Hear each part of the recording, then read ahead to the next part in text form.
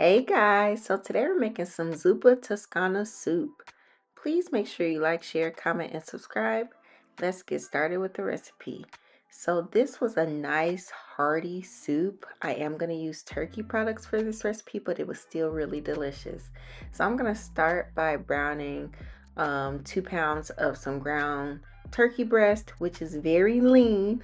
So you are free to use, pork or like Italian sausage, pork Italian sausage for additional flavor, but this is a leaner version of this soup.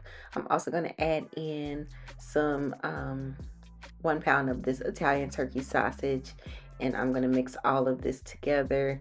And so this totaled 3 pounds of turkey meat total, and so I am going to try to make it more Italian sausage tasting by adding in some fennel seed as well as some Italian seasoning.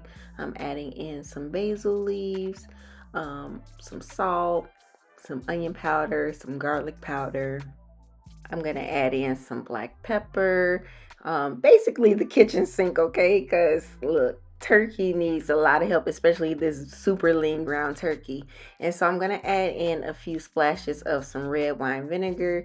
And so this is going to help add some of that Italian sausage flavor to it. And it's something that I used when I had made the Italian sausage for like some pizza that I had made. And so I assume that I could use that technique here as well. And so I'm just adding in some all-purpose seasoning, some more fennel seed, and more vinegar. But obviously, you can use whatever seasonings you want. I don't care what seasonings you use.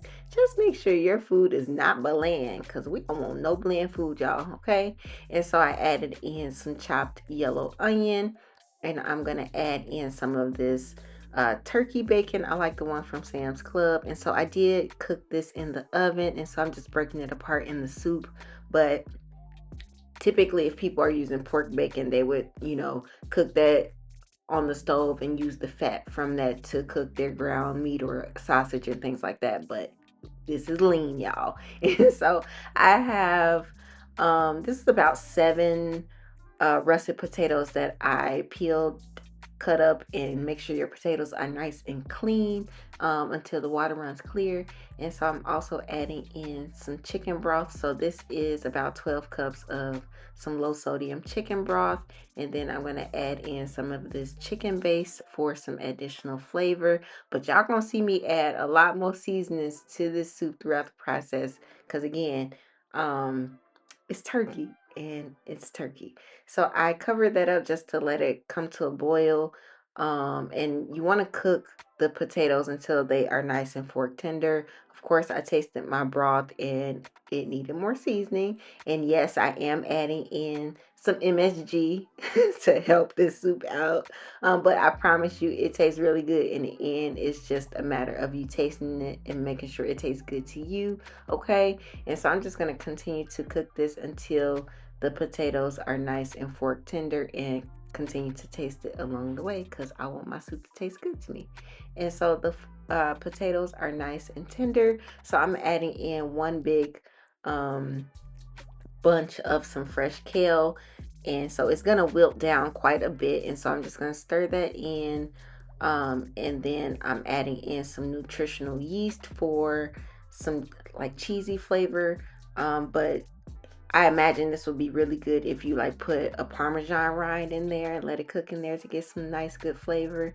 But I'm using the nutritional yeast as a substitute for that cheese flavor, because this is a dairy-free soup today. Okay. And so next I'm going to go in with some dairy-free heavy cream. And so I'm using about 3 cups of that, and I'm going to stir that in. And our soup is pretty much done. I'm just going to let this heat through, and I'm going to take a few potatoes out just to mash up to attempt to thicken up the soup. But I don't think this soup is traditionally thick, but you can obviously make it thicker if you want to. You can add a cornstarch slurry just to thicken it up. But from videos I've seen and recipes that I've looked at, it seems to be on the thinner side as far as the liquid, but do it to your preference. And I am adding in additional seasonings, especially if you are using the dairy-free whipped cream. It tends to be on the sweeter side due to the coconut products in it. So that's only an issue if you're using dairy-free products. So yeah, sorry. And so I'm just gonna let that simmer. And this is done. I just plated it up. I'm serving this with some little garlic toast that I made, topping it off with some turkey bacon and some fresh parsley. But this is the finished product, you guys. This is perfect for soup season, cozy fall season, all comfort food over here. I hope you guys enjoyed this recipe. It was absolutely delicious, very hearty, and again, I hope you guys enjoyed this recipe. Please make sure you like, share, comment, and subscribe. See you next time. Bye.